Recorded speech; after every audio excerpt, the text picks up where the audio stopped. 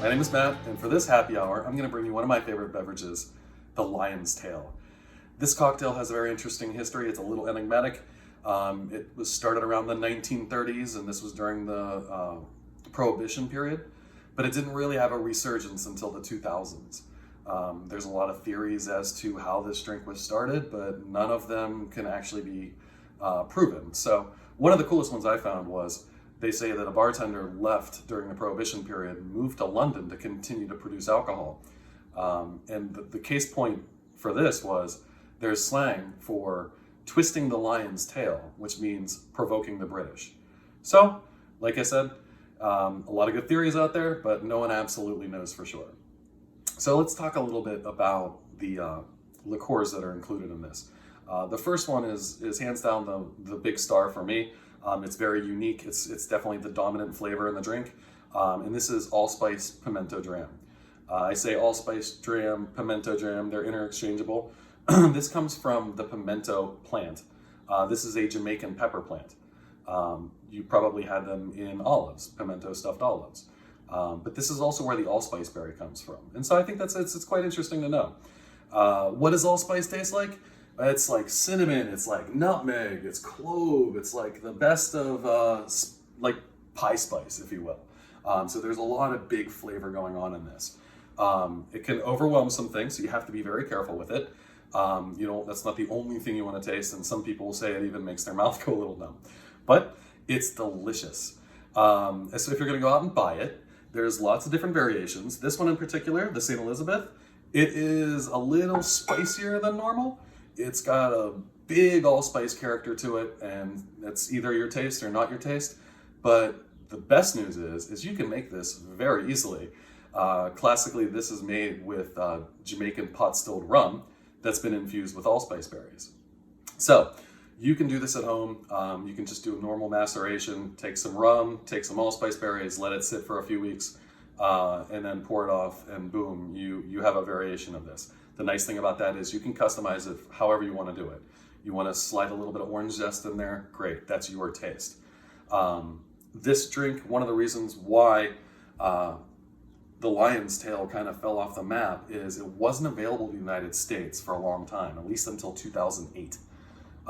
That's a long period of time to not have access to this. It was still being produced in Jamaica, it was still being produced even in Europe. And that's, I believe, when we first got our first import was from Europe. You would also see a component like this in tiki drinks. That ran in the 1990s. They had a nice little resurge with that. But they were probably making their own at that point in time because we were not able to get it within house.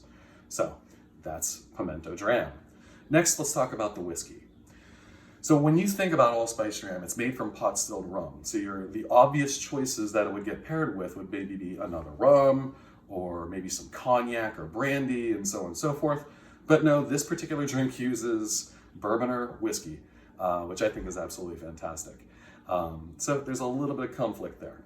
What kind of whiskey should you buy? Well, you don't want anything that tastes harsh. But due to the mix and the flavor profile, especially with the allspice dram, you can use just about any whiskey. This is Old Forester. This is a delicious one. And in the back, I could show you, we have Bullet, my go-to.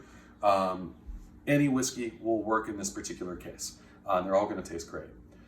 So, you can even buy cheap, just to throw that out there, because the allspice will cover it up a little bit.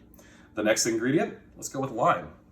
The lime is a little bit odd in this particular drink. It makes a lot of sense with a lot of the other mixes, but it's not usually paired right here with whiskey.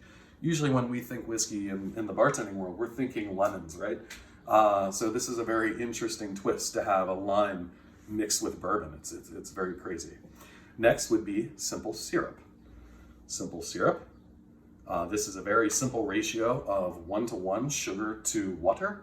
And basically all you do to make this, take the two ingredients, put it in a pot, heat it up. When the sugar dissolves, turn it off, you have simple syrup. That's it, it's that simple. Don't go buying simple syrup. It's too expensive for what you're buying. I think it's a little crazy. Just get some sugar, get some water, melt the two, and there you go. Another thing you'll commonly see with this particular beverage is something called Gomi Syrup. Gomi Syrup, it uses a higher concentration of sugar. It's a 2-to-1 ratio. because the concentration is so high, it has a tendency to crystallize. So they add, I believe it was gum arabic, in order to make the crystals not form. So that's one thing. Lastly would be bitters. Bitters, really, really wonderful flavor. This is imparting a lot of different kind of things. Why do we have bitters in a beverage like this? It's all about taste. We have sweet, we have sour, we have bitter. And together, when they play off of each other, tastes create like a little symphony or a harmony. So the next thought I would mention to you is the proportions in which you use these all dictates on how you like to drink your drinks. I like mine to be balanced, a little bit more balanced. So the recipe I'm providing you today is my favorite mix. I feel it's a really great balanced blend. So what is in this? We have 2 ounces of our whiskey. We have a ½ ounce of allspice jam. We have a ½ ounce of lime. We have a couple splashes of bitters, anywhere from 2 to 4. I prefer 4. And then our simple syrup. And I suggest this only to taste.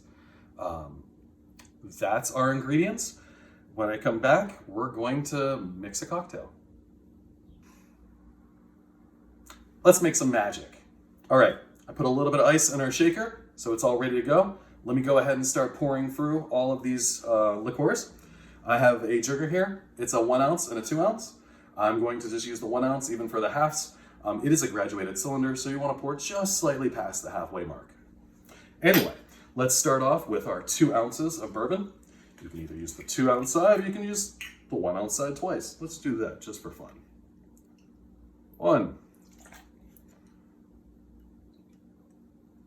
2. Haha. Haha. Next, we have ½ ounce for allspice dram. You kind of see where I'm pouring? Out there.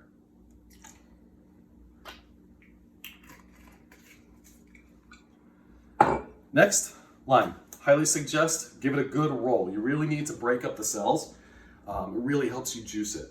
Don't get me wrong, if you get these, if you're local and you have these in season, yeah, they'll juice just fine. But sometimes if you're out of season or if you're in the middle of nowhere, yeah, you need to give it a really good rubbing here just to make sure that it's going to release its juices a little bit better. So here we go. Container. Simple citrus ester. A lot of ways you can juice a lemon. You don't have to do it this way. I just like this. Good product. Give it a good squeeze. Here we go.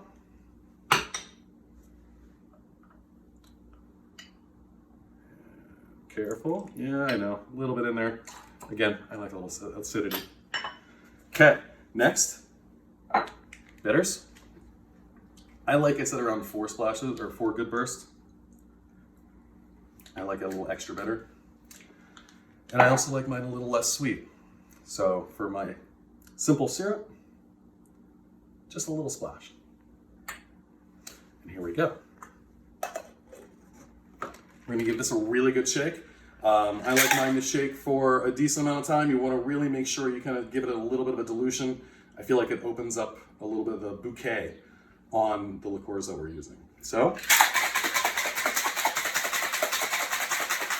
bartending style.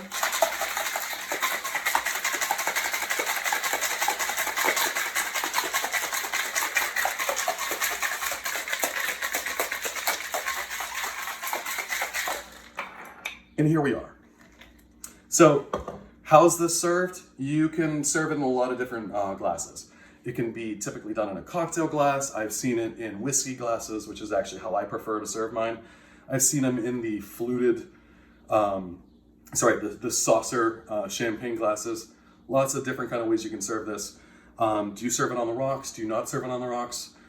Commonly, it's not served on the rocks, but in recent years, I have seen it being served on the rocks lately, and I'm using the trendy single cube of ice. It does work very well with this. So, you'll have to see this beautiful color. It's nice and tan, beautiful. Who's upset with that? Now, garnish. Do you garnish? Do you not garnish? I don't particularly like a garnish on mine, but if you did, any citrus would work. I tend to go with lime because it's reminiscent of what's in the beverage. If we were going to do something like this, maybe just take like a little sliver.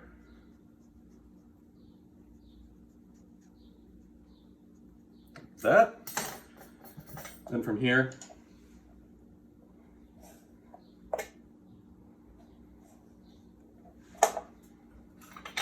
okay, tiny little sliver.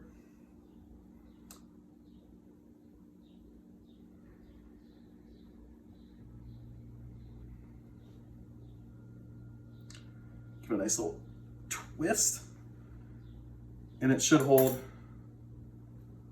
a basic shape. So, here's our lion's tail.